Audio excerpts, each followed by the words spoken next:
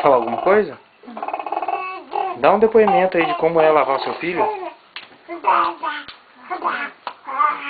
A mãe não quer falar de você, Miguel. Dói as minhas costas e o meu marido não me ajuda.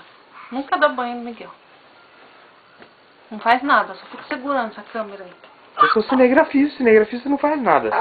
Cinegrafista só filma. É que nem o João e o Zigan. Samuel!